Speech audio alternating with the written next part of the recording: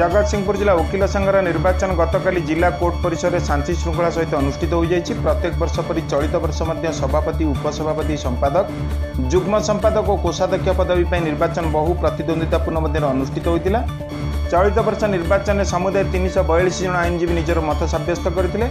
गुरुत्वपूर्ण पदवी मध्य सभापति पदवी पर सुभाष भूषण महापात्र, रवींद्र कुमार स्वाई, लिंगराज महांती प्रतिद्वंदिता करथिबा बेले सभापति भाव सर्वाधिक 165 खंड भोट पर सुभाष भूषण महापात्र निर्वाचित होते।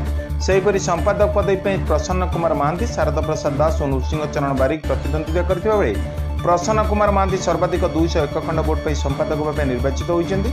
तेबे यह निर्वाचन सकाळ 8टारू आरंभ हो अपराह 3टारे समाप्त होता। अपराह 4टारे गणति कार्य आरंभ हो राति 8टारे शेष हो नवनिर्वाचित प्रार्थी मान नाम घोषणा कर अन्यपटे निर्वाचित होता प्रार्थी मैंने बार एसोसिएशन विभिन्न समस्यार समाधान करने नहीं प्रतिश्रुतिबद्ध होती। Jagatsinghpur Rakesh Kumar Rai report news on ओडिया.टी। आमर जगतसिंहपुर बार आसन जो अधूरा कार्य सब रही आमर वकिल मान बसापी बार हल्टी एपर्यंत कार्य आरंभ हो पारना सेटा केमती कार्य हम तार चेष्टा करी एवं आमर जो रेजिस्ट्रेशन हो पोस्ट ऑफिस रे जो केस कागजपत्र सब होपाई गोटे पोस्ट ऑफिस केमी हम तार ब्रांचटा ये मुझे चेष्टा करी सहित बैंक एटीएम किभली भाव में हो पार मुझे चेष्टा करी निश्चित भाव में वकिल मानकर जो समस्या रही मुझे निश्चित भाव में दृष्टि देवी आमर जे पुरातन संपादक थे संपादक सेक्रेटरी जो थे नरेश बाबू जी कम करते जो अधूरा कम रही निश्चित भाव पूरण करी।